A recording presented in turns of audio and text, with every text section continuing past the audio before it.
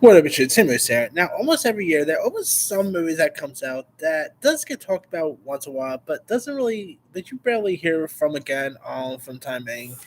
And of course, these are what you pretty much call underrated. So I decided to go ahead and do my top 10 most underrated movies of 2022. Films that I feel like not many people have talked about or even rate. Like, a lot of these movies that get good reviews and stuff, but yeah, I feel like not many people even have even heard majority of these films. Like and all. So with that being said, here's my 10 most underrated films of 2022. All right. Coming in at number 10 is a film that just came and went back in June, and that is Brian and Charles. Now this movie is about like this lonely guy who decides to build I kid you not, decides to make his washing machine as a robot. And this is actually based on a short, and I thought it was an excellent watch. The guy, the two leads, I thought was terrific. There were some other characters pop. I mean, I have okay. I will admit I have never really heard hardly any of these people, but I thought they were all really terrific here. Good performances. The chemistry between Brian, who's of course the guy, and Charles, who's the robot, I thought was excellent. So definitely give Brian Charles to go. It is on Peacock. Really underrated little film. All right, number 9, I'm gonna go with Emergency. Now, this film premiered on Prime Video back in May, and it just came and went. Like not many people have really heard of it, or of course it first had a premiere back in at the Sundance Film Festival back in January, and then it, of course premiered back at like it premiered on May on Prime Video, and it's about these young men of color who ends up finding this passed out white girl passed out drunk white girl in their room, and so of course they had to like try to find a way to cover up to get her home safe and without police on their trail and everything like that. Emergency is great. You had the kid from Power Rangers, RJ Kylo was great in this. Sabrina Carpenter was really decent in this film. It was really funny, very dark at time. Really terrific watch if you guys have not seen that. All right, number 8, Armageddon Time. Now, this movie literally gotten some Oscar buzz, but sadly, I don't think it's getting anything. It's shame too because Armageddon Time is terrific. James Gray, whose last couple movies, which was of course Ad Astra, I was not a fan of, but I think he did a great job with directing this. You of course had the likes of Anne Hathaway, Anthony Hopkins was great in this. The kids were all good. I mean, you even had Jessica Chastain portraying the role of Donald Trump's sister. You even had an actor playing playing Fred Trump in this, so definitely has a political background there. But yeah, this is a really terrific film worth checking out. And I mean, if you guys have not seen it, I believe it's on Peacock now. So definitely give that one a watch. All right. Number 7, I'm gonna go with 13 the Musical. Of course, this is based on a very popular Broadway show. It had lots of really cool actors involved in this. Lots of newcomers here, but I thought the young actors in this was great. You also had folks like Josh Peck, Deborah Messing was also in this. Real Perlman popped up in this. I really enjoyed this film. The music was great. The performances by the cast is terrific. I just really had a fun time with this one. So yeah, sadly the movie did not do so well with critics or anything like that, but I still enjoyed it a lot. I mean, it's not as good as other music movies Netflix did. Like, it's nowhere near as good as Tick Tick Boom or The Prom or anything like that. But it is a really decent watch for checking out. All right, number 6. This is get good reviews, but I feel like it flew under the radar when it got released, and that was Triangle of Sadness. I mean, this Ruben Ostlund, who's I've seen some of his other films. This might be his best movie in my opinion. I just thought this was an excellent watch. Great performances by the late Shelby Dane.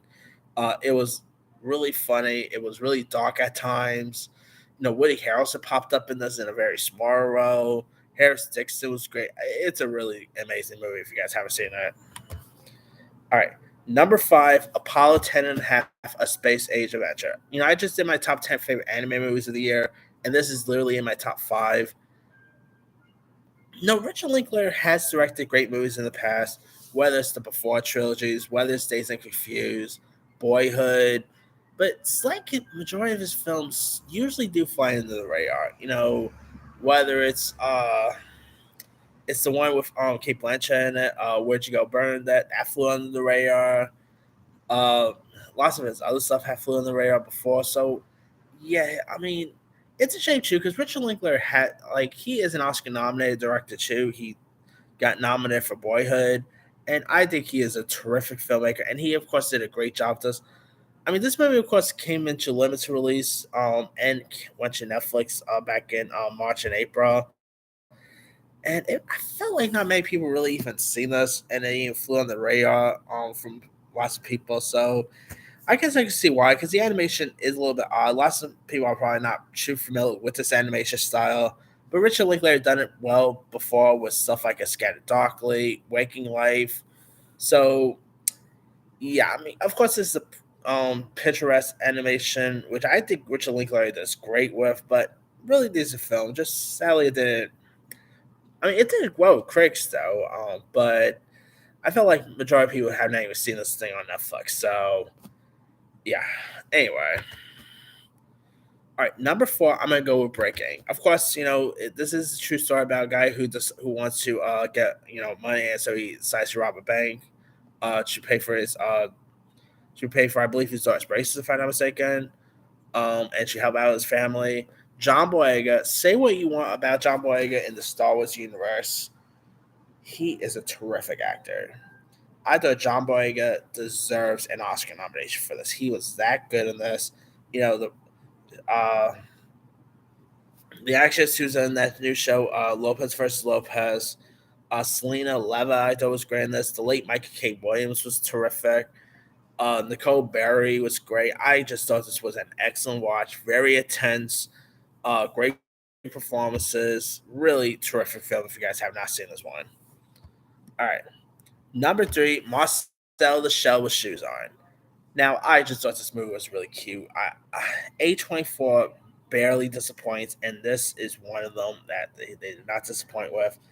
Marcel is an amazing watch. Good, of course. Jenny Slate voicing Marcel was great. I just thought it was a really cute, charming film. Great, vocal performances. Uh, I really adore this film a lot. Sadly, it did not really. It did okay with critics, but it didn't really do well in the box office. Sadly, but it is a really decent film, in my opinion. All right, number two is Apple's film Cha Cha Real Smooth. Now, this movie came out back in June. It came in limited release, and then it went to Apple. It's a really excellent film. Of course, forgot his last name, but the guy who did movies like S House, which I'm not going to pronounce it because I'm not getting monetized. Uh, I know he did a good job with this. Dakota Johnson, Brad Garrett, Leslie Mann was great. The one who plays Dakota Johnson's daughter, I thought was terrific. I just thought this was a really decent film. With great performances all around, great direction. Definitely one of Apple's best movies, in my opinion.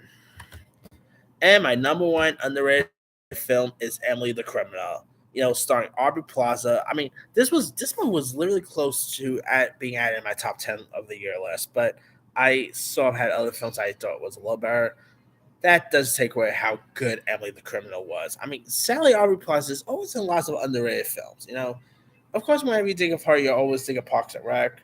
But man, she is great in other stuff. Like Ingrid Goes West, she was great in.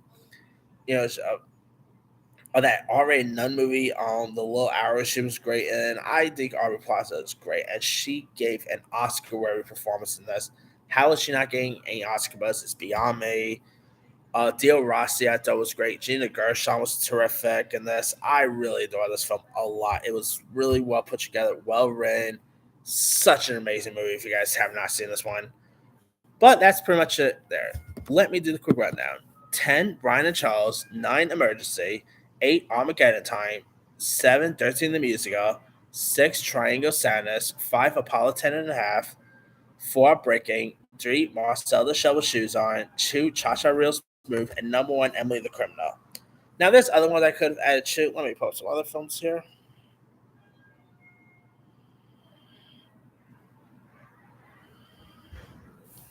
All right. Sharp Stick, I definitely could have added. Sea Beast is pretty much an anime film that not many people have talked about since the film was released. Mrs. Harris Goes to Paris. The Gray Man I could have added. Duo with Karen Gillian. The Fallout. Leo Grande. The Bubble wasn't so bad.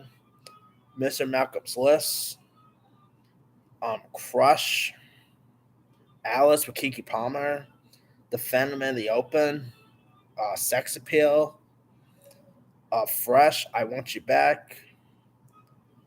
Cyrano, Kimmy, Studio 666, uh, Operation Mincemeat, Shut-In's a good one. Some really decent underrated films that really went on the radar. Rod Dahl's Matilda I probably could have added too, because I feel like not many, since the movies got released on Netflix, not many people have really talked about that film yet. So, but let me lead you guys. What are some of your most underrated films of 2022? Drop comments below. Don't forget to like, subscribe, hit that bell for more notification. This is Him signing out.